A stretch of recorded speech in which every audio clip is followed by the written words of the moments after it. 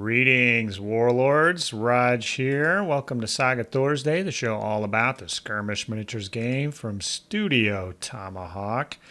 Joined once again by Monty. How's it going, buddy? It is going so well, Rodge. Yeah, so we are recording a couple days after Adepticon for us. And so this won't come out for another week or something, I think. But we have the memories fresh in our minds, so we thought it'd be a good idea to do a little early recording. So this is, these episodes with Monty here. We cover a variety of topics. We're going to do a little news real quick and then jump into Adepticon. Oh, we were there all 4 days. I played 3 days. You played all 4 days, you maniac. Iron Man. I'd like to think. Yeah, I think so too. So before we get into that, we are going to mention World Cup 2023, Monty. It's back, baby. It's back. It's November 25th and 26th in Germany. So Mirko winning, the guy that runs the German Grand Melees, took this over. It has the blessing of the Russ Helms, I'm assuming, and the prior World Cup staff. So the last we heard about World Cup was going to be held in the USA the year that COVID hit. Right. And then it was canceled, postponed. Nothing's been happening with it. So he gave the blessing to return it to Europe. Probably going to remain there for another year at least, as that is Thanksgiving weekend for us Americanos. So the busiest travel weekend of the year, and Thanksgiving to boot. So probably doubtful an American team will make it over. That's fine. Yeah, that's fine. There's holidays in every country. I don't think it's malicious or anything. No. And you got to pick a date. So I'll be cool to watch that and kind of see how that goes this year. I don't know anything about the rules. Have rules and stuff been posted there, Monty? Not a peep. Mostly throwing it open and announcing there's an event. So that's step one. Okay. Yeah, and Mirko did ask me if I wanted to help be an organizer, but my wife would probably have to stab me to death if I accepted that. So you know how that is, Monty. We don't want that to happen. No. Definitely have enough Saga goodness going on in my life. So yes, if everybody wants to take that on, by all means, more power to you. And I'm sure it's going to be a great event. But we have the American World Cup Series. Yes, we Adepticon. Do. Right. So this was not kind of the last weekend in March. I think it is. Let's say yes. 25th, 26th, 24th. Yep. I don't know. It's not important. If you don't know what Adepticon is, what are you watching this for? Come on. We know. Okay, so we're going to kind of go through the days here, pick out some highlights. Obviously, there's a lot of games played. We're not going to be hitting everything. But our focus here will be the team tournament. You and I were team tournament partners, Monty. Yes, we were. It was an amazing sight to behold. It sure was. I had a blast doing the team tournament with you, I will say. Same, back at you. Blast playing the other ones, and, of course, running Saga Thursday. We were doing Age of Antiquity this year. So, Monty, we got the scores up here. I'm looking at them. And you are not at the top. I am quite a bit down from the top. What are you, fifth? I was fifth. Fifth? Okay. But I'm trying to put the positive spin on it. I am the highest placed Age of Hannibal player. Okay, there you go. There you go. Yes. So, okay, I got her up here. Okay. So Josh Urlaub won the event with his Greek cities, Lacedaemonians, and Monty got a little taste of that. Oof. Monty, we'll let you say your piece in a moment here. Best painted went to Scott Durant with his beautiful Indians, Gorge. And those are some good looking figs, I'll tell you. And actually, the whole field for ancients was pretty off the hook. Yes. Because so I think there's definitely been a hobby step up since last year. So these are the new armies that people are putting together, and they want to come in and really compete at that painting level. So I would say these were the best looking armies of the event. These are like the latest ones people have done. Would you agree with that assessment, Monty? Right. I would 100% agree. I think people were very inspired. I mean, of all the events, there's a lot of color, particular for the Indian war bands. Scott won with his. They were spectacular. But I also have to shout out Terry had an amazing Indian army and backed it with was it a 3-foot wall with color and terrain? And almost like it's so hard, right, to break through with someone as talented as Scott, in the event. But Terry, that was an amazing army, and people loved the board and the display altogether, and others. Like that was just the aperitif. There was so much more. Yes, there was one among many. I also like Charles's Persians, also Yes. very colorful. And Charles and Scott played round one against each other. Like, wow, this is like the best looking game right here on the end. Yes. So that was cool. Richard Grady walked away with best sports. He was also running Greek cities, Lacedaemonians. And for battle, we have Alvaro Irez. I believe that's how you say that. He was originally an Argentinian, and he's living in USA, Atlanta, currently. And he works on those Clash of Spears, Clash of Katanas rulebooks. Monty, did you know that? I did not. Yeah, he's Okay, also fascinating. a Saga fan. Yeah, about similar scale. He gave me Clash of Katanas to look at. I'm going to take a look at it. But Monty, you picked the Iberians going into this. You're the only Iberian players here. If you don't look closely, you might think the top 5 is 4 Indians, but it's Iberian on the bottom there. It is Iberian. Sneaking in there, kind of dark-skinned Iberian. I'm one of you guys. So, yes, you brought your Iberians. I did. We won't get into why you brought them. I'm sure you had your reasons. I had reasons, flawed as they were, perhaps. Okay. So round 1 here says you were up against Rusty Parker. Yes. And how did that game go? Very quickly, it was my first peek at Greek city-states, first ever. I didn't get to see them on the table in any other way or format. I was very nervous, and only because it was an objective. It was like feasting and pillaging, and I used my speed and activations to get up on the objectives. I lost every melee, but I won the game against the Greeks by controlling the objective. So I sweat that one out. I'm like, whew, I survived the Greeks. All right, and then I did the matchups, and I signed for you round 2, Josh, with the Greeks. You weren't quite done surviving yet. You were a very mean man to do that to me. If I thought that the Athenians were bad, the Spartans were worse. They were objectively worse for me. It was, the summary is just everything I could do as we played the game. It felt like the Spartans could do quite a bit better. They had mass activations. I thought they'd be slow. They could fly across the table. I set up a little trap, and just really quickly, this was the first contact, which told me how the game would go. I tucked in a 9-pack of warriors in a wheat field, and being in the wheat field, I'm like, oh, he can't use his phalanx ability, so when my turn comes, I'm going to play that ability where I get a +1 on my charge. I'm come roaring out of the wheat field. It's going to be a great party. Mm-hmm. He took his 8-pack of Hearthguard, formed line, double move, charged in with no fatigue right into the wheat field. Didn't use his battle board even at all. Rolled 60 dice and just blasted my unit out of the wheat field. And meanwhile, as my dead litter the field, there's like no dead Spartans. So oh no, it just spiraled from there. It was kind of painful. At the end of the game, my army's off to the side, and there's like, what is it, maybe 7-8 of his figures off to the edge.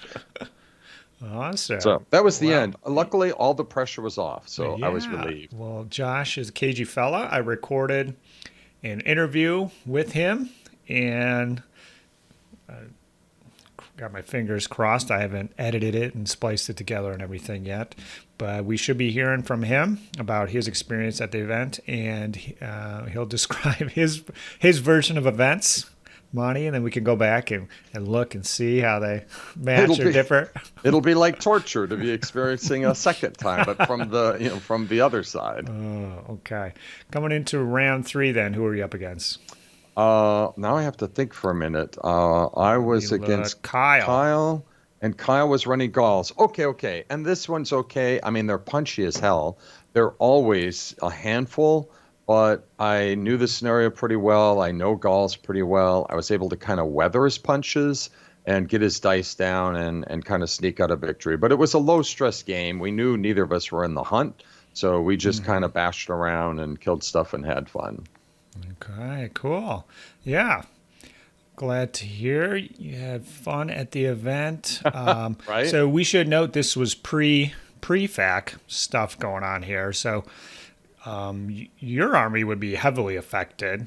Some of these ones you went up against, their forces would not change or get better. So what do you think about the Iberians going forward? Are these guys on the selling block, Monty? I will not. I'm okay. Just the short version, because you don't even want to get me started on this one. And I think I may have mentioned it as I got salty in my game against the Spartans. I'm like, my army's nerfed. Are you kidding me? But anyways, I'm honestly, I don't even think I'd try it. I mean, the nerf is so hard, and the whole thing runs off of that one gorilla thing. And if you've nerfed gorilla 2 ways and you can barely make it work the way it was, I don't understand how to make it work after that. But that's okay. I have a plan. I will run them under my Carthaginians, who were measurably improved. And also the Iberians had Celt-Iberians, so I would run those. I believe I could make a case to run them as Gauls. The Gallic cousins in Spain. Okay, that sounds good to me. Making it work one way or the other. So we had the Rodge Pizza Night after that. Got to meet some of the Patreon patrons in person that I hadn't yet met, so that was really cool. I got a little Twilight Struggle in that night against Tom. Now, did you play another game? I did. You crazy bastard. It was that night. Yeah, it had to be, because that was my warm-up game for Age of Magic. Yeah. So I did get a game. I will tell you, so Pizza Night was awesome. I love that deep dish pizza. 2 pieces of that, and you're just stuffed to the gills, right? I think new game plan next year. I'm gonna eat in the hall if I want a game in the hall. We left to go get a meal one time, and like 3 hours went by, and that wasn't our fault. They were packed. We waited. They lost our table. We couldn't get our check, and I was a little grumpy because my time is so valuable. I want to play in Night Saga. Yeah, so I think I agree. We went out to eat the other 2 nights, and you end up overeating. You're there too long. It costs too much. So I'm going to try to get another night going of some kind of food. And if somebody, other people have the ability to do this as well. So hopefully someone else will step up and can get all the nights covered. Maybe have like a cheeseburger night, burrito night, or something like that. Yes. Because the food shows up. It showed up like 15 minutes after the tournament was ended. 15 minutes later, you're done eating, and you've still got energy to do things. Yes, you do. That worked out pretty good. Okay, moving on to the next day, Age of Magic. So I'll just pop these scores up here. If you look at the scores, you see Monty Lumen right up there, right at the top. Congratulations, buddy. Our Monty here was overall champion, running his other world. And we recorded on site once again what your experience was that very night. So we got a fresh hot take. So we're not going to do your end of the story here. That'll be out soon enough. But this is one where I was participating as well. So I was using my Under Earthers and basically the exact same list I was using back at All Fathers. And actually, I recorded an Under Earth interview with Nick Mahalis. We did a faction review. It's not out yet, but you can kind of hear about the list I use and the overall strategy and tactics there. But we'll give the quick hot take for this one, round one. I was up against Jim Randall from Ohio. So he was using the Horde, mix of warriors and creatures, and this one didn't go well for him. He kind of led the way with his creatures. He had 3 units of 2 creatures, and we were kind of dancing a little bit. He came in and wiped out one of my weapon teams, and then knocked around some levy. But when I counterattacked, I was able. It went extremely well, and I was able to wipe out all 3 creature units my following turn, just kind of poking and prodding at him. So I was hoping for 1, but got all 3 of them, and his warriors had trouble mopping up. So I think that was maybe his first time with Horde. He didn't play a lot of Age of Magic, but I told him next time, swipe it around, put the warriors in first, and then clean up with the creatures, and I think he might have a better run. So that was a good one. Round 2, I was up against Steven with the Civil War, Great Kingdoms, Levy Horde. So I was pretty worried about this one. So my way of operating down to earth is use my numbers to wear you down and play that raw saga, stay fresh, and he has just as many, if not more, bodies than me. Oh. He's got more efficiency with the wheel bay and determinations, all the characters, and he's got more guns than me. A lot more. He can put down the fatigue. So was pretty worried about this, being able to play my game. So this one, we had the 3 objectives in the middle, and you were just controlling them. So the way it worked out, on my left side, we kind of smashed a unit together, and then that was kind of it. We didn't have enough resources to push the other one off, so it kind of just sat there. On his right side, or my right side, he was kind of had 2 or 3 units there blocking that objective, so I just let him have that one. And then in the middle, I just kind of had most of my army. I had a levy unit out front, kind of out there on the objective, protecting it. So we're kind of going tit for tat. We'd get 1 point each. And I'd use tenacity on that unit to give him those extra defense dice. So he was having trouble kind of shooting me. And he wouldn't even shoot at that unit. He would move and shoot at long range to try to get stuff behind. And I would just keep moving it back. And then after he fatigued himself a certain amount, I would kind of shoot out with the Hearthguard mounted and knock them down to 2 or 3, and then I'd use my moves, rush, and retreat back to my little fortress. And it ended up being a pretty close, pretty low-scoring game in the end. I think, was it Survival or Massacre? Ended up being the last turn where it was basically tied at the end of Steven's turn, his last turn, but I had a turn.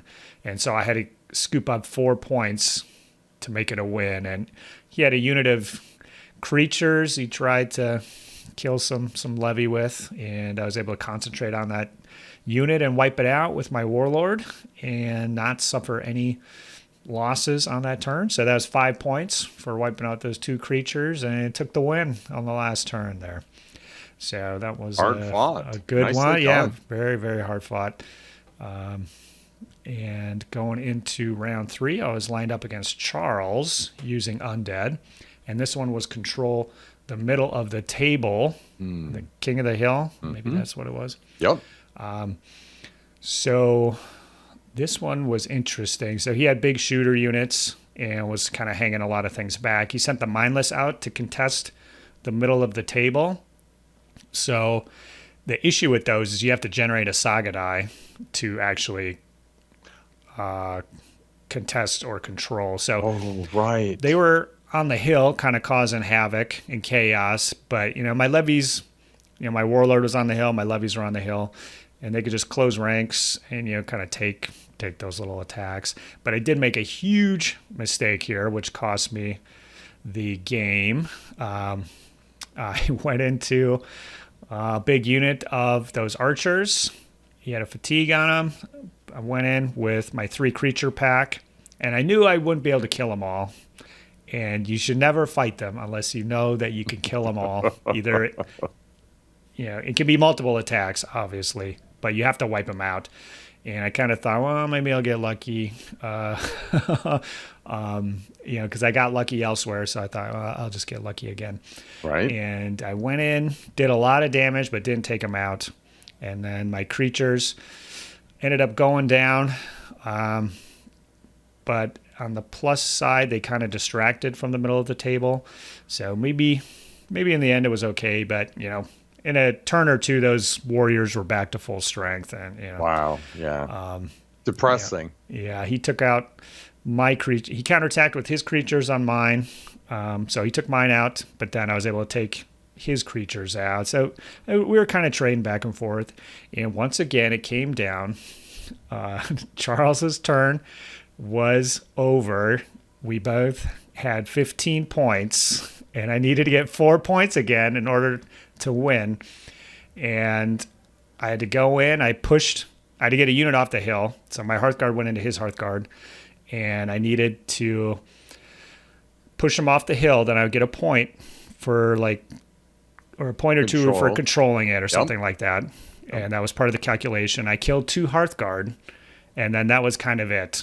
That was just 3 points that I ended up. 4. Yeah. And then so I had 1 or 2 Hearthguard activations queued up, and so I'm like, well, I'll just charge into these warriors and see if I can swing it my way. But I went in, I think killed 1 warrior, and then he killed 2 Hearthguard, and then I'm like, okay, I'm done here. Yeah, I'm happy with the draw. Right. But looking at the scores here, so I had a 71. So I did get the bonus points for controlling the hill, but I didn't kill the warlord or get the win. So I'm happy to see that even if I had done that, it would only have put me at 81, and Monty would have taken it anyway. So I can sleep easy knowing that it didn't matter in the end. That big mistake didn't come back to haunt me. That's it. No second guessing. No, yeah. There's other mistakes that will be haunting us for years to come. That's true. Okay. So that was a lot of fun playing was a blast. in the Age of Magic. And Friday night was a whirlwind, ended up going out. So why don't we jump to the team tournament? I got a picture up, Monty, of us. You sent this over. This is us in our natural environment. Exactly. You could tell I'm maybe just a little happy. That's not alcohol influence. That's just sweet, sweet Saga vibes. Mm-hmm. So, yeah, we jumped into the team tournament, and we were running Pagan Peoples for me, and you were running the Normans. Right. So we actually just set up this team probably 4 or 5 weeks prior. It was super late. We each I was keeping Saturday open for a R&R day, be able to go to the vendor hall. I figure I needed 1 day to rest and recover before the big Age of Vikings. And then someone said, Rodge is looking for a doubles partner. And honestly, we talked about this before. That was about the only thing that would have made me give up my day of rest. So we joined forces, but just so in case people think what the hell is that combo? There really wasn't a lot of thought. It was you had what you had, and then I said, here's a couple. I mean, I moved a lot of armies in the last month, and I said I have 2 Age of Viking armies. Which one sounds better? And there we go. Mm-hmm. That's the thought. Yeah. So there's definitely. We kind of went over a couple dream team options, but none of those was going to be happening this year. No. So I ended up taking the Pagan Peoples because I knew that they would be – they're an army that's good at low points. Mm-hmm. They generate at the start of the games, I was generating 8 Saga dice. So, which is just filthy. So they can definitely – we could use that to out-activate our opponents. They have the javelins. I hadn't played them with the new javelin rule yet, so I was looking forward to that. And so we looked for you to kind of bring some melee and some punch and some speed. And, just among what you had, the Normans worked out best. So I was looking forward to our matchup here. So I was running 2 points of levy and 4 units of 6 with javelins and 2 points of warriors. And I always went 5-man archer unit and a 5-man, just no special equipment, and a 6-man, no special equipment, and then warlord on foot. And Monty, what did you take for your Norman? A fairly boring build, which actually could have been all warriors. I did a point of Hearthguard just because I'm thinking, need the meat shield in case we're not player one and you're facing Goths or some sort of Alpha Strike army. But as it turns out, never really needed them. And well, Monty, when we get to game 3, so sorry. I'll point out how we did need them. But okay, we'll wait. So I've already forgotten. Well, thank you for saving me. I've Nope. already Nope. you know I love all warrior builds, and so there were times where I'm like, why did I bring these guys? But you're going to remind me. Yeah. So, our kind of general idea was to just cause a lot of damage quickly, so the Normans can do that, the pagan peeps can get up there, start doing damage, and make sure we got out ahead on battle points, because we knew these games don't generally go the distance, 4 or 5 they turns. just don't. So if it's called early, we're already in the lead. So just get a lead and stay on top of it. And then with the pagan peoples in particular, there's big bonus points for killing warlords. So using the peeps are great at killing warlords. So that was kind of our general idea. So round 1, we were up against Mike and Farshad. So it was funny. We the day before, we're hanging around drinking beers. We're like, where are those guys? We kind of miss them. And they were just waiting for the team event. Yep. And they were running double Saracens. Saracen, yes. So I've got a picture of the battlefield here, deployment up, and wow, that one could have went sideways real quickly. They had the same speed we did. I think they went first, and I was very concerned. They have very good shooting. Something about they get in the middle of you and you start throwing dice to see if figures die. And you don't have a lot of figures and you have mounted. I'm like, oops. Yeah, so they weren't super concentrated on this, but with the composite bows, and I think it was like multi-shot or something, where targets units within short. So like on a 4+, it'll kill a levy. On the first turn, if they had rolled a little better and they were a little more concentrated, they could have eliminated one figure from all 4 of my levy units. Because I wasn't deploying particularly, I'll just put them down, let's go. So they could have moved up, took out one from each, and then moved back. And they actually kind of did try to do that. They had a couple different targets, but thankfully I made all my saves and rolled the exact numbers I needed to. But after that, I was like, oh, holy crap, like we got to get these guys. We almost lost at the gate. They could turn the tables on us. Yeah, I could have started turn 1 with 4 instead of 8 dice. So, we kind of did turn the tables here. So we ended up, I don't know, by accident or design, focusing on Farshad's side of the battlefield for the most part. I did some suicide runs on Mike's Saracens, but for the most part, you kind of double moved, got in, charged, both. Perfect. Both two composite bow units, right? Right. Yeah, either first or second turn. Yeah, it's the perfect opponent for the way I like to run Normans, which is 5 or 6 pack of warriors. If you can get the rare, you can double move charge. You get 3 bonus dice. So my 5-man unit is now throwing 8 with the bonus dice. Then you go up in the upper left-hand corner. You grab 2. You grab 3. I mean, how does that happen? And you're javelin armed, and they can't block the +1. So it's a bowling ball. Yeah, so you're rolling 15, 16 attacks or whatever with +1s hitting on 2s. So you're able to obliterate these 2 warrior units. You've still got a warrior unit you kind of pull back, and that's kind of the bait for Farshad's big Hearthguard unit. So he goes in, smashes them, and then we're able to smash the Hearthguard. The following turn, his Warlord comes in to smash the unit, to smash the Hearthguard, and then we kind of finish off that Warlord. And there's a lot going on here, as I guess I didn't realize it, or I was just copying or pasting, but I didn't know if you killed, if one team member has no Saga dice at the start, or just at any point the game ends immediately. At any point, sudden death. Okay, so it's good that I think you saw that. So we hadn't killed the Warlord yet, but we knew the game would just end But we didn't read further into the scenario that you have to get over the half of the table. So in the end, most of our units ended up getting killed when we killed Farshan's warlord. Thankfully, we got our warlords across.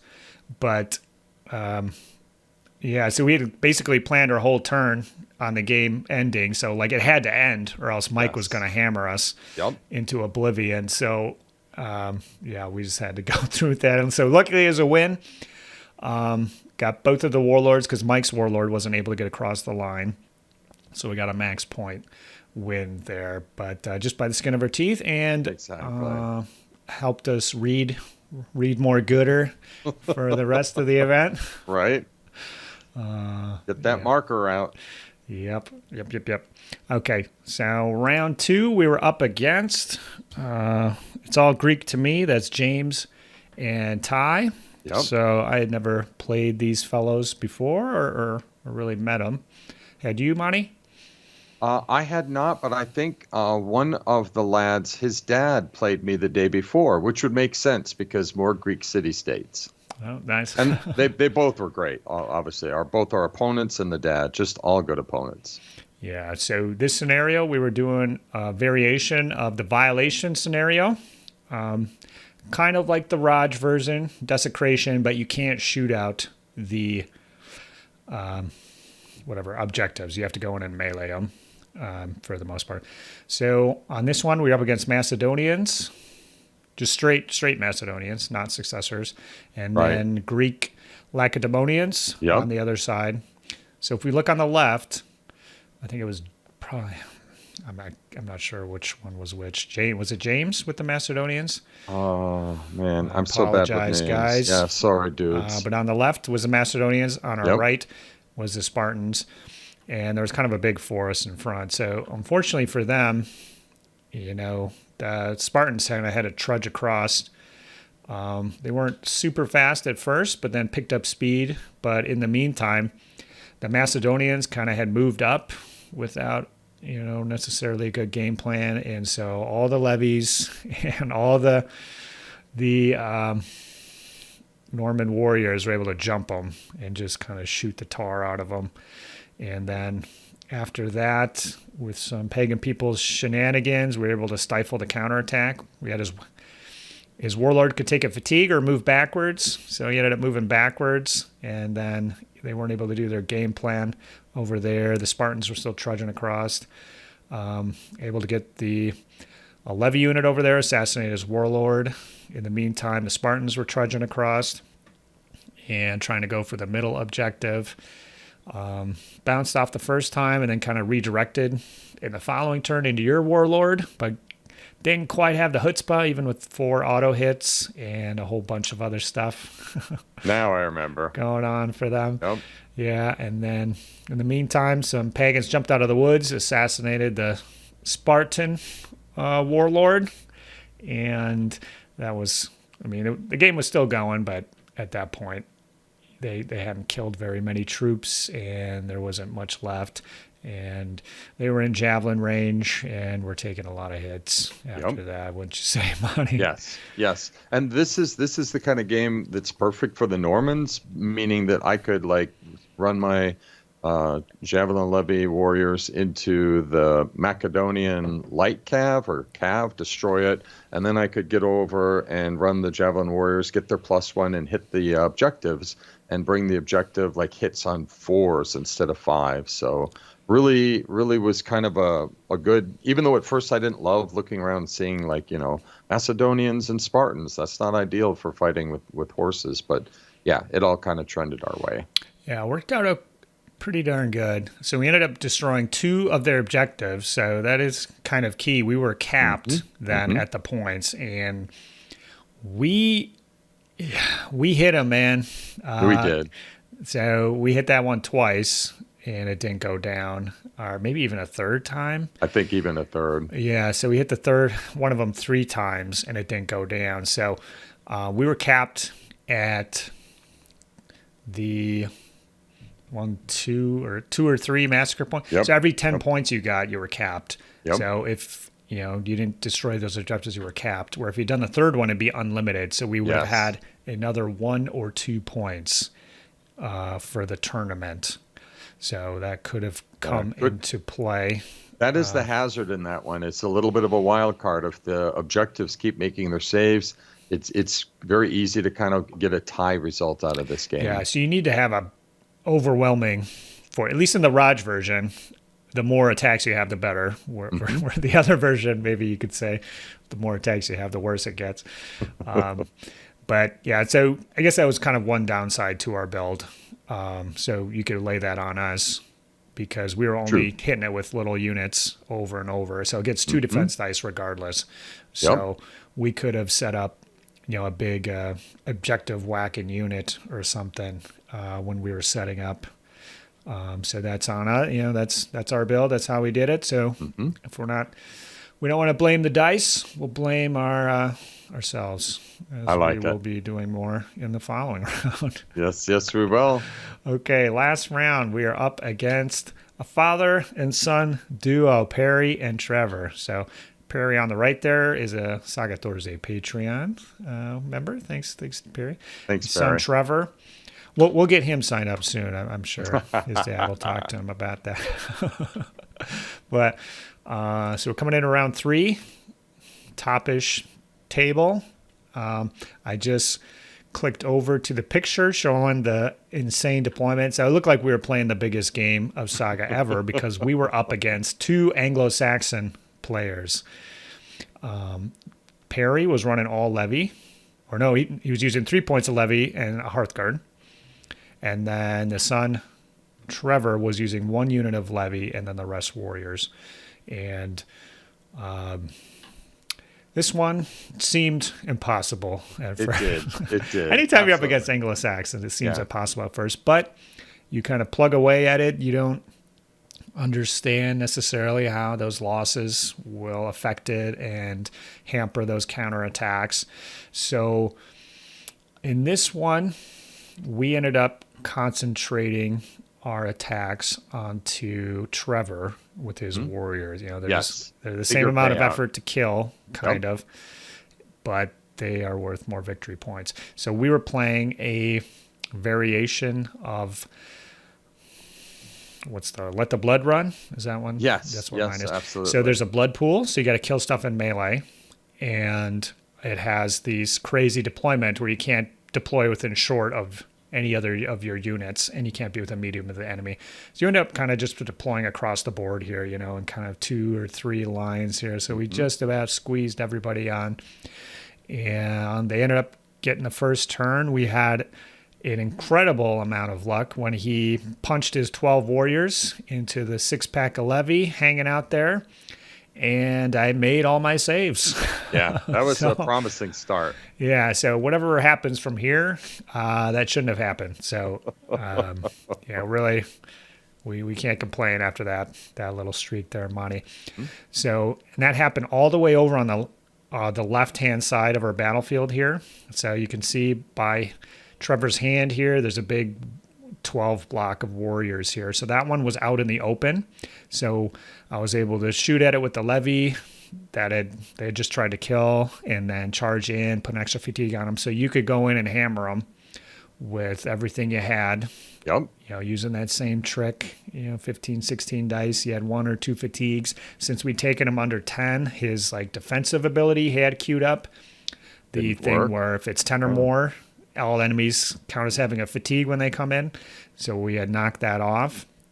And you killed 6 or 7 or something like that. He was that this turn where he's down to 4? I think so. Was having trouble. They were making good saves as well, it seemed. Yeah, so they had some good saves, but at this point, I'll take credit for this, made a crucial mistake. So we got one thing is kind of tough is jumping back and forth between the players. Yep. And so your battle plan that, this dice is for this dice is for that.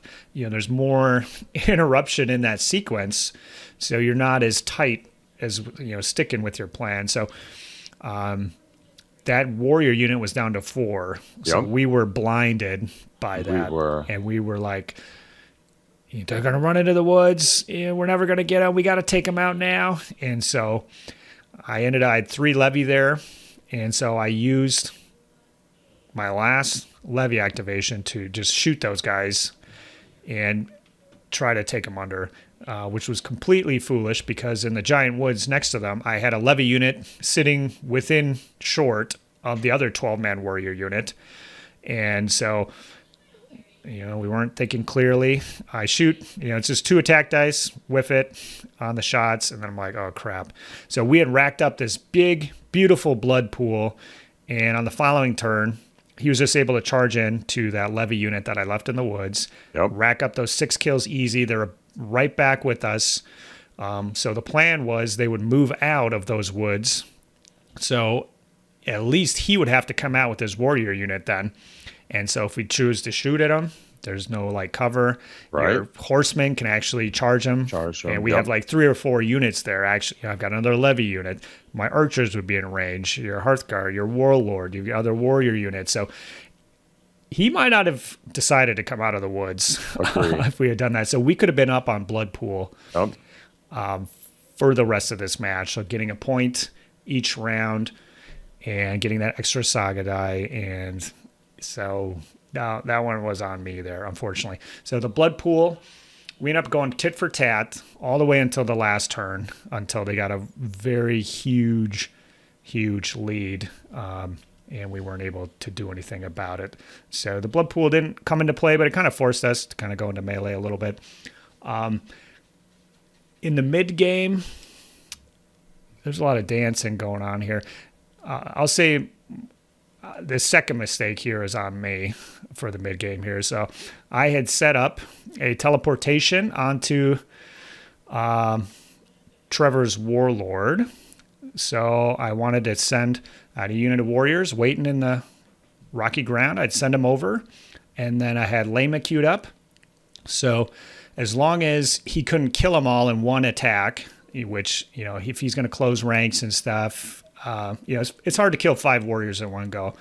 I'd probably exhaust him, and then I could go in a second time and use Lema and generate 3 auto hits, and statistically do it. Maybe he would survive, but big reward.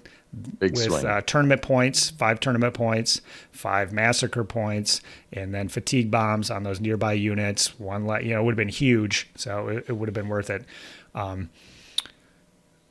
Silly Rodge here sets up the teleport, gets him over there, and then I realize that I've set up 2 levy activations, and I don't have a second warrior activation. So I can activate 3 units using the horse up in the upper right-hand corner, but I didn't have a way to activate the unit 2 times. Got it. And so I know just charging into the warlord once, it isn't going to do it. So unfortunately, I bungled that one up, buddy. I apologize right here on air. Okay. I would also like to say, part of the challenge of a kind of random take this warband, stick it with that warband is this was the one time in the first 2 games, I think the ponies had a good roll and had places to go and they had things I could do. There were 4 pieces of terrain out kind of in a diamond shape. And our armies, because of the deployment, were all kind of slapped all over the place. And I was having trouble finding lanes and finding things to do. And most of the work was kind of falling to you. They were tucked into the woods in a couple places. I couldn't do anything about that. The Normans were kind of tamped down. Their usefulness was definitely decreased in this, the most important of all the games. Yeah. So it was kind of up to the pagans. They were kind of taking the heavy licks there. And actually, so going into the last round, you had to get your warlords to the middle or else they would count as destroyed at the end of the game. So coming into this last round, after they had done their moves, they moved both their warlords into medium. And they, one of them was probably in, but, you could just hope against hope that it was just outside of range. So they got both of theirs in. There was kind of a little bit of a levee wall, but you could easily go around it. And so let me say that we were up 16-15 at this point. So it was another. I was excited to see, if we can get 3 points, we will come out on top here. But we do need to get our warlords to the middle, or else they would be destroyed. Yep. So let me tell you what could have happened, Monty, as I was thinking about this. Uh-oh. So you were... you had lost 3 warriors total on your side. I was pretty obliterated, but I was still generating 4 Saga dice, and I rolled a horse, and using there's an ability where every unit of 6 or less, I could get more Saga dice. So I was able to pop that for 4 more Saga dice. So I had 7 Saga dice. You had, what would you have, 5 or 6 Saga dice? That sounds right, 5 or 6. Do you know if you rolled a rare or not? I did not. That was an issue here too. Okay. I was running out of rares, and the rares are so good at either a double charge or and it's all about timing. Envelopment, well, I think some of my guys were outside of 6, so you watch for their last or second last rush move, and then just rush my horsemen. They get 1 free activation. All of them who are outside of 6, I can move them up, get them in position for a killer blow, and I just didn't nail it. Didn't nail it for a couple turns. Okay. So you did have 5 Saga dice, though. Yes. And, you could do whatever you want without using the rare. So this is what I think we should have happened, and then you can describe what we actually tried to do, much to the horror of our listeners. So, Perry's warlord was in the middle. Yep. And he did have a unit of 4 Hearthguard originally, but those guys were sent to destroy my teleporting warrior unit, and they actually kind of fought each other. They were reduced to 1, and so his warlord was defenseless in the middle there. So what could have happened was your Hearthguard unit could have moved once, twice to get next to his warlord. Your warlord moves once, charges in with the second activation. You come in with a fatigue. So that part kind of maybe throws the math off here, but you could have just fought the warlords. So you probably would have exhausted each other as it goes. You had the Hearthguards there just in case anything went awry, but you probably would have exhausted each other. And then I could have moved up one of my levy units. Oh. It would have been 3 activations. I could have moved up. My warlord was there. So I would have had at least 2 chances. With 2 fatigues, they could cancel it. But I could have tossed javelins on his warlords, popped Lima, and then had 3 auto hits. Right. And maybe one other one to try and seal the deal. And then if that failed, I could also try to charge them in and do it that way. And so that would have been 5 points right there. And we would have gotten 5 points sealed for tournament points. And that would have sealed the win. What do you think about that scenario after the fact? I think it's brilliant, and it goes to the issue of taking 10 minutes and talking to your opponent, your friend. It's true. We were under the gun. I think time had already been called or was going to be called. So you just gotta work with what you got there. So right, our most important thing was, number 1, getting that warlord in the right spot. And then secondly, in my mind was I look around, what could make a charge with any chance of trying to grab some last minute points. But see, they're Anglo-Saxons, and I thought they each had at least 1 defensive thing up because they knew we were going to have the last go. So yeah. And then they made their saves. I made a charge on levy unit. So instead of going for that warlord, kind of hanging out there, somewhat defenseless. He did have some abilities queued up, so he very well could have withstood this assault. I think he would have definitely been exhausted at the end. I think so. But if he had made some saves or whatever, he might have been able to survive it. But that would have been the thing to do. I agree. So what we did instead was, this thing keeps popping up. Stop it! Oh my God, go away, pop up. Am I been hacked right now? What's going on? Anyways, so what we did was we moved our warlords up, and then we just thought we counted it up, and well, if we can kill 9 levy in one turn, then we can get those points. And so we focused everything on killing one of the levy units, and in the end, we had killed 2. Yeah, that was close. And because of the rounding, it didn't make a difference. So that's Woo! That's how. Let's try it again. Team Saga Thursday went down. Yeah. Going after. Yeah, we could kill 10 levy in one go. No problem here. We didn't kill 10 levy all game. Yeah. So we had a blast. I had a blast playing with you. We ended up being tied for second at the end here with who? Charles and Steven. Charles and Steven, yeah. And then Eric and John, so Silver Fox and Eric Hagen. Sweet battle boars, pull it out there. So you can see if we had been thinking a little clearer, I think, so I'll say that last one was also an error. I think if we hadn't made 3 mistakes like that, and I'll say me, I'll own up on that. If just 2 of those had happened, I think we'd have those extra few battle points and would have come out on top. You never know what would happen in those chain of events, but so I think it was definitely a good lesson there about playing in the teams, and I'm not sure what we do different. It's a fun event. It's chaotic. That's what it's going to be. Exactly. I'm sure everybody had stuff like that happening to them, and we don't know what Perry and Trevor were trying to do and bungled. So it's not like.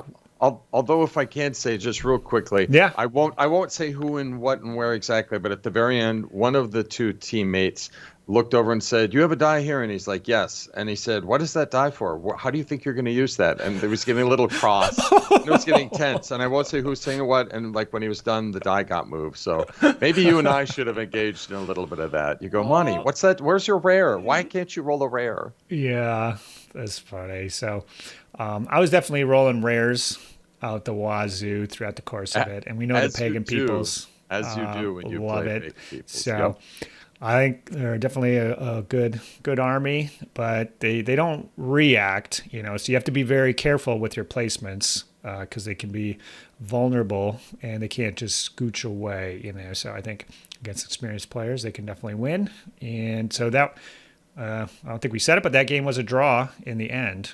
And did they get bonus points for? Yeah, they got bonus points for the blood pool. So it's actually kind of like a moral victory for them. So they got 15 points. We got 10. Still came out ahead of them in the final score. So we got the other moral victory over their moral victory. Wouldn't you say, Monty? Yes, I would. Okay. Well, congrats to Eric and John. I'm hoping to connect with John and kind of get the scoop on the team tournament for those guys. I believe they were playing Saxons and Anglo-Danes. That's it, right? Is that what you think? Yes, so? I believe so. Yep. Okay. Charles and Steven were playing Numidians. And Carthaginians. Was it Carthage? I would assume Carthage, yeah. Yes. Based off their team name. Carthaginiensis Michi, whatever. So, yeah, Monty, I had a blast playing with you. We already talked a little bit. I would be down for next year. Same. So I think for the team tournament, we come at it from an all around perspective there. So we want to score high in everything. So if we want to get up our paint game, get some votes, we do have to kind of pick some factions that kind of meld. So I think, both of our armies were well painted, but they didn't really match. So I don't think we got votes for best paint based off that. So we got to think about what is possible for me to paint. I know I can tell you whatever and you'll have it by next Tuesday, but I need a little bit of a running time here. We can work off of your collection too to not add any stress. Simply discuss it because honestly, I kind of have a hankering to find the figures or make the figures, kit bash some Eastern princes. And so maybe that would be like a way to find dice sharing or theme or color. Okay. We'll Yeah. talk about it. Not worried. No worries. Yeah. So we're definitely interested. This worked out well. I don't know why we never thought of it before, teaming up. Yeah, never done that. Weird. So we'll come up with a plan. We'll give Scott and Tom a run for their money for best painted stuff in the team event. And yeah, it was a blast. Had fun. But our weekend wasn't quite over.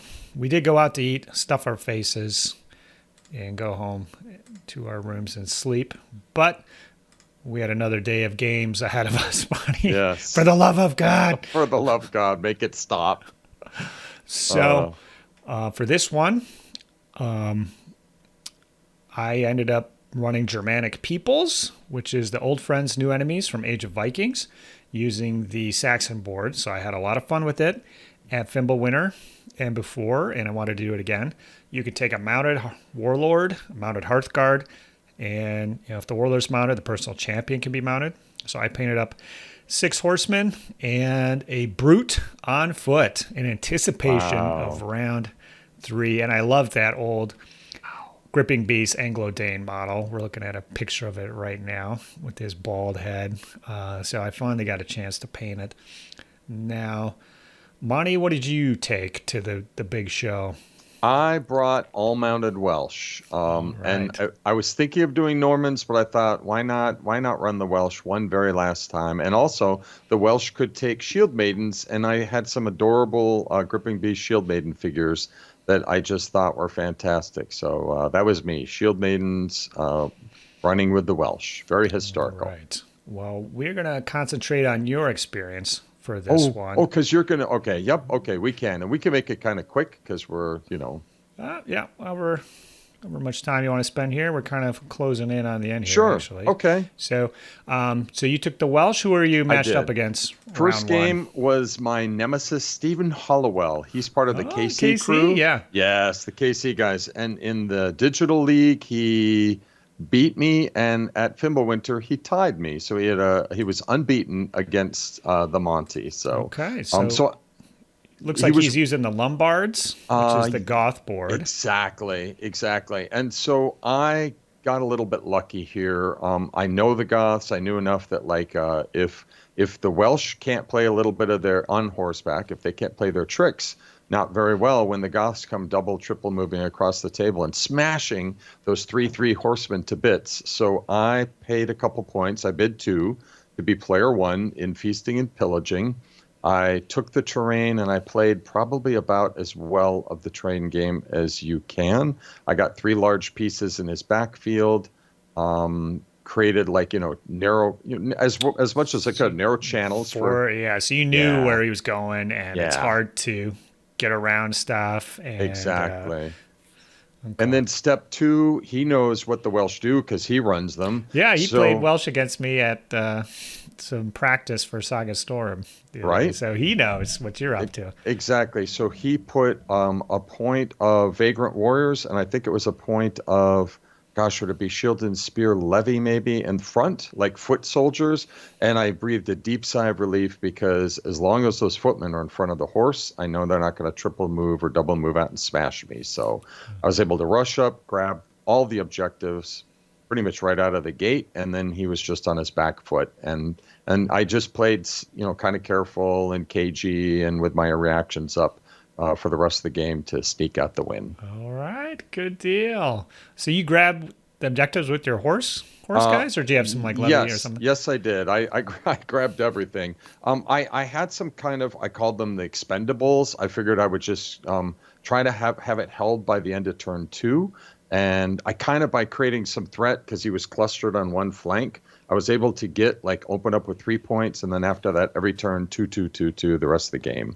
The Shield Maidens did grab one. That wasn't really what I wanted them to do. I wanted them to kind of get in front of his horseman. I was going to hope to taunt him into the woods or the wheat field, but the way the positioning was, I'm like, okay, I guess the Shield Maidens are going to grab a objective and drag it into the wheat field.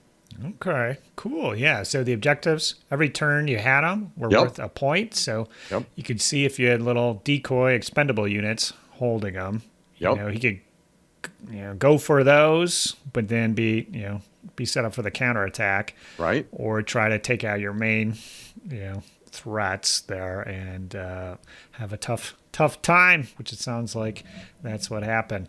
Right. Okay, so looking good, decent win. How did it go for you in round 2? Who are you matched up against? So here's another difficult matchup for the all-mounted Welsh who didn't bring any foot component. Frank St. Pierre, he's from Quebec, was a wonderful person. He he had Last Romans with shooty, yes, bow warrior, big unit of bow warrior, smaller unit of bow warrior, and a unit of slingers. And it was kind of interesting when I first saw it.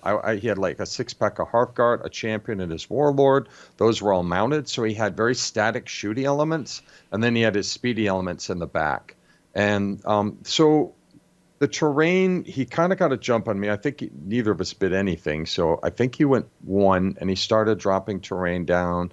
I put down a swamp because it was the smallest terrain piece. Plus, I planned to use my cheeky taunt to mess him up with it. Yeah. But of course, the way he got to choose the corner to corner, he had a big bow unit in the woods in the middle of the table, roughly. He had a bow unit in the swamp in the middle of the table, and then he had his slingers on the edge. And behind the slingers was his champion and his warlord, and then his Hearthguard floating away in the back. And so I'm like, okay, that's fine. We're going to get some shooting, but we're going to get up there and we're going to start, we're going to go destroy these guys, right? Mm-hmm. So Shield Maidens are fronting my 3/3 warriors as I'm starting to come up. I don't know if it took them 1 turn. It was certainly by turn 2. Every shield maiden was dead. No, the large shields to no avail. Yeah, the soft cover did me no good. No. Warriors were dead, and an extra merc point too on top of it. Oh, it was bad. It was bad. Immediately, you talk about being on your back foot. I'm like, well, there goes my soft cover. So from that point, I paused for a moment. I'm like, okay. I mean, the only way I can really deal with this is just I have to destroy the warriors of the swamp, and I have to destroy the slingers. So it was like, move, taunt the warriors out of the swamp. They come out, they get a fatigue as they charge, they get a little beat up, and then I just throw everything around wildly in like a maelstrom. And then I did get rid of the slingers to a man. I got rid of the warriors to a man, but now I'm beat up. In comes his champion, in comes his warlord, and in comes the 6-pack of Hearthguard. And while I had some activations reaction set, I didn't have enough, so it was just a complete dogfight that could have gone either way. My warlord got a little lucky. He survived 2 or 3 charges, finally fell to the Hearthguard. Wow, that's just classic Monty there. Yeah. So that kind of saved the game. That kind of saved the game at that point. I was pretty weak. My warlord's dead. I've lost the Weo Bay. I'm fatigue bombed. I managed to, I think I might be on 2 or 3 dice. I get my last biggest unit of warriors in. They have some fatigues, and I smash into his warlord. I think he ends up raising his armor to a 6, and he's exhausted at this point. And I roll a 6, and he doesn't make the save. So that's it. So now I finally have just enough to win. So, but boy, what a dogfight. Congrats. And it fell apart so quickly. All the shield maidens had to do was form a little shield wall with those big shields, but they were napping or having a line. Took them down. That didn't work. Oh, boy. All right. Well, you were sweating a little bit, but pulled it out, and you got into game 3. One of those coveted top tables. Right. Really. Right. So looks like you were lined up against Anthony Adams. Is that right? I was. Yes, okay. I was. I have played him in the Digital League. It's funny how we all come together. Buddy. We play, right? So playing in the Digital League makes you good at Saga. Well, I mean, hopefully, right? I mean, a little reps. Unfortunately, I wasn't playing Welsh in the Digital League, but that's okay. Mm-hmm. So he was rocking. He was rocking Yams. I don't think he had any mercs. Yams can't take mercs. Okay, so there we go. That makes sense. He had a lot of Hearthguard, 2 6-packs in the back. Everything else was warriors. And I was sweating because, number one, what do warrior javelins hate? Horseback warrior, they hate guys who can close ranks. That's number one. Yep. What else do they hate? They hate Northern Tempest, especially if you're a mounted Tempest, Hearthguard unit, easy to get defense dice for right? the against Right? shooting or melee. Exactly. So I kind of like, if you could be in my head, I kind of rated my chances as poor, but I also knew I needed to put the pedal to the metal because Okay. right to my left is Steven and Eric playing, and I could just see they're smashing the hell out of each other. I'm like, that's going to be like a pinball machine over here. So if I want to keep up, I got to play aggressive. So, Okay. So this one was new feud. yes, And new so feud. what challenger did you have? I picked the guy, the trader, who could push a fatigue. I felt like I needed that. I maybe overrated it. He also scores 2 points based Yeah, on your that's rules. the big thing. Yeah. Right, right. And he's 5'5", so I like that part, right? And he chose the counselor that gave him a saga die And a wheel bay. Yeah. and a wheel bay, which is pretty huge too. But he was And only getting bodyguards too. right. Did he have a lot of Hearthguard? Yeah, he did. He had 12 Hearthguard Oh, total. okay. So, So right? there's no assassination while No. those guys were standing. No easy assassination. So the first sign that things might be difficult for me is he goes, very first turn, he's like, Northern Tempest. And I'm like, okay, well, here it comes. He points to the mounted Hearthguard. He rolls 3 dice. He rolls 3 hits. So I pick up my 3 dice and I roll no saves. So I pick up all 3 of my Hearthguard and I'm like, oh my God, why did I do this? Why do I do this to myself? I mean, seriously. And so the second wave of witches, he shot at the shield maidens, and I wasn't unhappy about that, right? I was like, oh, that's much better than like my warlord who's on a horse or warriors who are 3/3. So, but sure enough, he like gets 2 hits and I only make 1 save. I'm like, well, this isn't going very well. I mean, the Hearthguard are falling. The Shield Maidens died last game. They're starting to die this game. So I tried to play kind of Welsh aggressive, meaning I would use his last moves to sneak up my biggest pack of Javelin Warriors. It might have been a 10 or 11 pack. Get right up in his face so that now I play the perfect Javelin turn. I spend a die, I shoot, I use the fatigue-free one, and I sometimes would shoot and then leave it there and then pull it back when he charges, and just not do that up and down the line, but just kind of like do that. And meanwhile, I had managed to work out on the flanks some smaller units that were ready to do their little mini Alpha Strike, 5-man units that could get their dice up to much, much more of that. And he was playing very well. I kept watching. I was watching for a chance to taunt. I was looking for a chance to dish a fatigue. He wasn't really giving me anything, but at some point, things started going sideways for him after a charge, and I jumped on the first pack of Hearthguard, destroyed them. I did taunt another unit into the Shield Maidens. It kind of wrecked the Shield Maidens, but it also like pulled him away from, it opened up a hole in his lines, and he got very nervous about that. So he was positioning, and I just it was like a little advantage started to steamroll, and with like a wild charge, some good dice, the good Welsh board, I was able to just bust up his Hearthguard to a man and then drop the counselor. Awesome. Yeah, Good that deal. was, and I honestly, it was like in the beginning, it was like, hitting your head against cement, but then finally, like we got the breakthrough and it just started trending our way. But it was hard work, very hard work. Awesome. Well, good to hear. Yeah, Yams Vikings put up a fight at the top table there. Yep. How do you think this would have been different if you were doing just like a pitch battle scenario versus the new feud and the challengers? You think that gave you an advantage that you needed, or it was maybe a detriment to him? Well, so I'll be honest. I mean, it's just like when you get through these games, each one has that rock paper scissors element. I like the scenario because I knew I had to take risks. So my Shield Maidens and my Counselor, I'd set up some hard cover, and I'm like, dude, you need your 2 points every turn, right? This is going to go poorly. I can see what's happening on the top table to my left in real time. So I'm like, I need to be on the hill turn 1. So I just aggressively got on the hill, and he knew enough about my Welsh that he was a little bit nervous and maybe just a little tentative, but he was coming up on the hill to match my hill, and he could see I'm writing there. I go, okay, 2 points for me, 1 point for you. So I feel like that was creating a little pressure. And I got to be honest, that's so much better than, say, if we were playing Clash of Warlords, where each army is like looking at the other army. No one wants to commit. No one wants to risk. We were forced to commit, and I was forced to commit. He was forced to commit, and we just started having to throw punches. And that's the point. That's the third round. You want it to be a good hard finish. Absolutely. So well done. Yeah. Well done to you, buddy. So you kicked some teeth in all 3 rounds, and you came home with the Berserker Award for most slaughter points. Is that right? That is right. Which was a little surprising. I've wanted to get Berserker, I think, pretty much since the first time I heard about the award. And if you said, Monty, you're taking Welsh, what do you think your chances are getting Berserker? I would have rated it as like, well, we do some shooting, we do some charging, but yeah, the desperation of games 2 and 3 made me throw my army around wildly. That's awesome. Yeah, I've never come close to getting the Berserker, so well done there. You ended up tie-in for second with Steven once again. So 2 days in a row.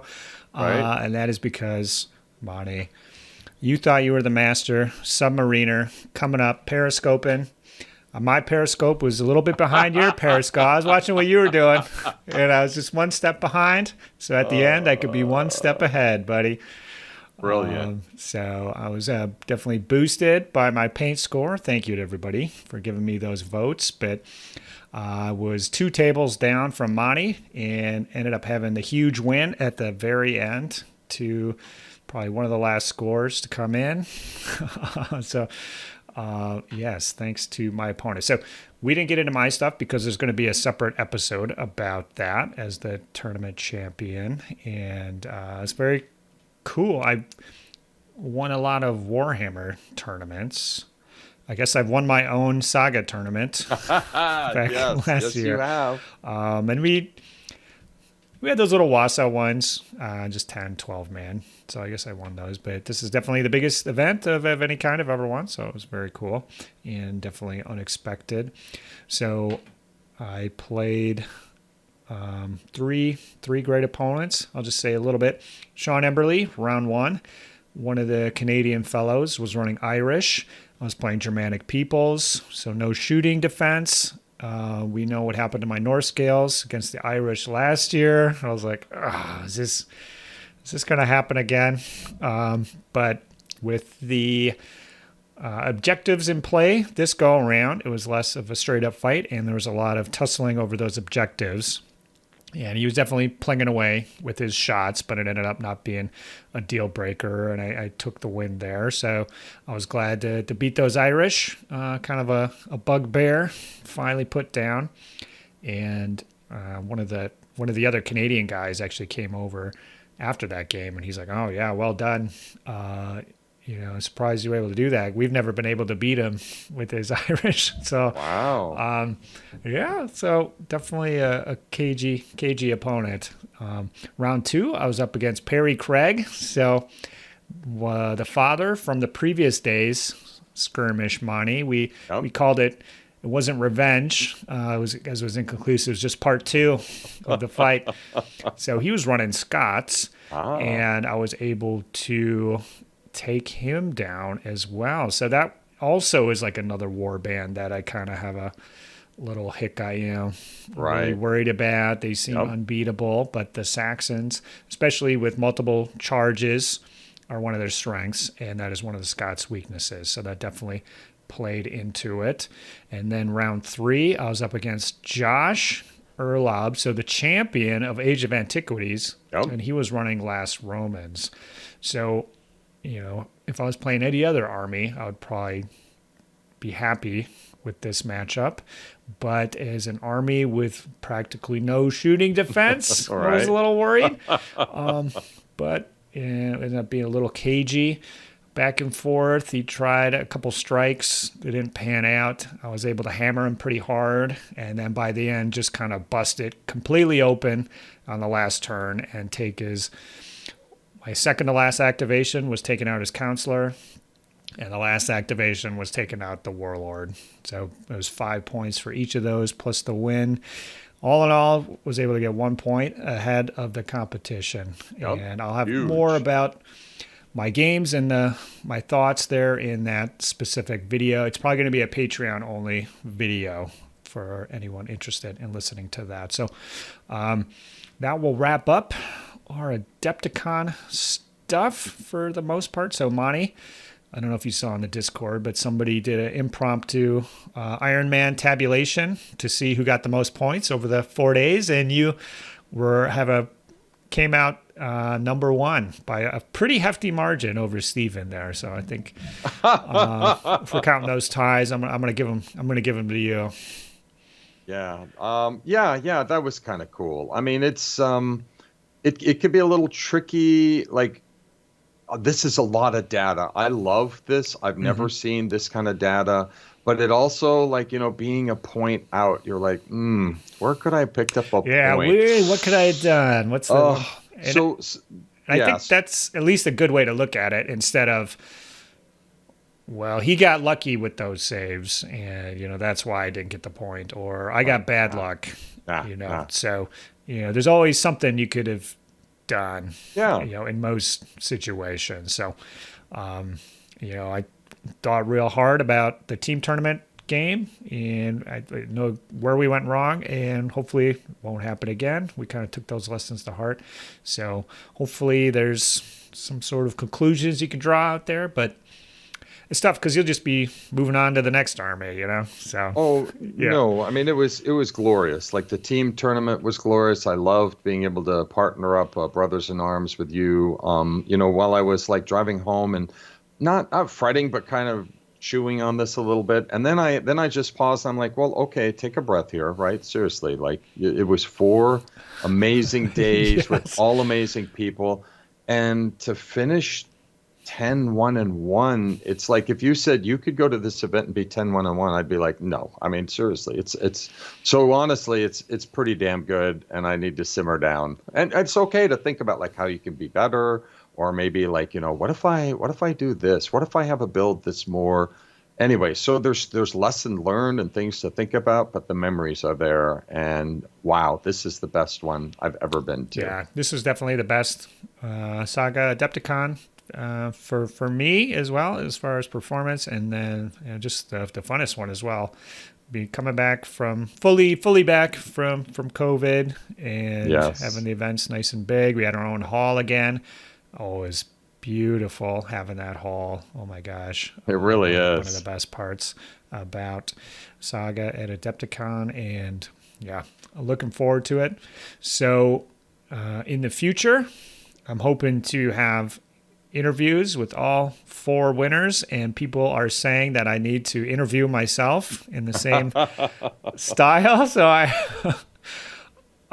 we'll see what happens there. There's a couple different ways to do that. Could be quite silly, but maybe I'll give something a go like that. I did record a battle report while I was there with Terry, and I was actually using my Germanic peoples in the battle report, so that would give you another clue on how I like to run them.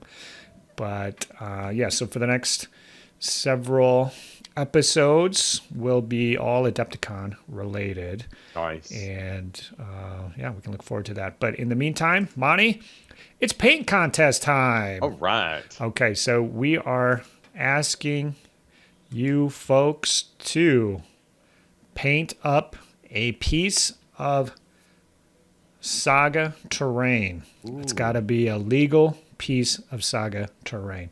So that could be one of the 13 pieces from the terrain list. There's some Book of Battle scenarios with buildings, fences, whatever. You can get crazy there. There's the Sacred Terrain from Age of Magic. You can also build one of those. So it has to have a legal Saga rule associated with it. So just make sure the base size is right for the most part. So I'm kind of stoked with terrain lately myself. So I did a ton of it for Adepticon, and want to see what everybody else is coming up with. Now that we have a kind of a base set, I'd like to kind of do some cool one-off random pieces, especially for the ruins and stuff like that. I think it'd be appropriate. So yes, you will post this you'll post a before picture. And you have to take your before picture in front of the screen right now. Let's give it a thumbs down, Monty. Can you get a little thumbs down for the folks at home there? So take your piece of terrain there. So it can be built, but unpainted. So that's how it's going to work. So obviously you might be building it from scratch too.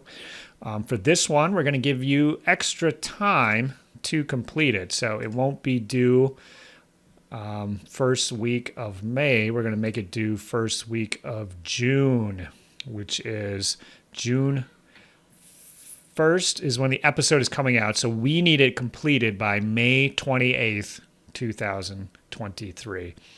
So yeah, we're going to give you 7 or 8 weeks for this one.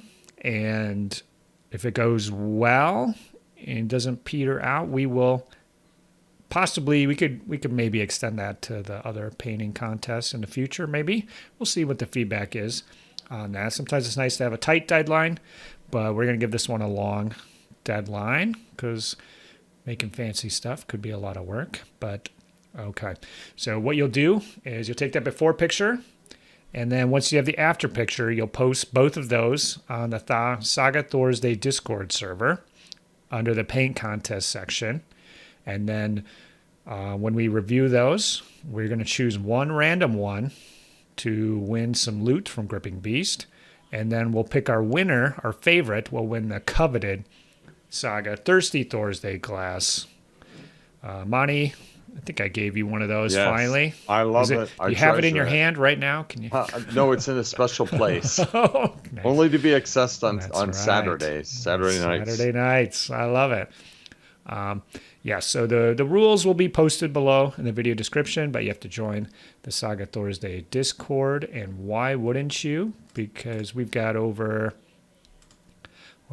808 members, Monty, in the Saga Thursday Discord server. That is so good. That is bananas. So get in on that. Join. The league is still going. I'm sure a new one will start.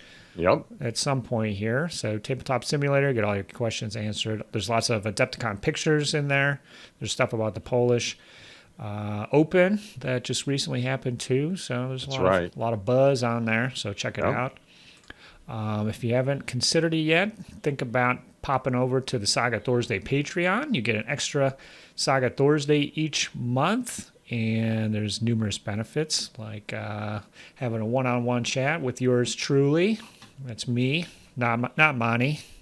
You got to join a different Patreon to get that. Or what is it? Your OnlyFans, Monty? Oh, dude, do not. Yeah, you can do a search, see if you can find them over there for your one-on-one. So we are working towards 3 additional episodes of Saga Thursday each month at this point. So we wouldn't have as many episodes without the patrons over there. So I just want to say thank you to Terry, Patrick, Sean, Mitchell, Kevin, Scott. I want to thank you, Monty. You're also a Patreon at the Hearthguard level. And everybody, we wouldn't be doing all these videos without you. So I really appreciate it. And I think that is where we're going to call it. Like I said, we got Adepticon videos coming up. I'm still working on those. I don't know the order, but you'll just see them when you see them. If you have any questions about what you saw in the video here, definitely comment below.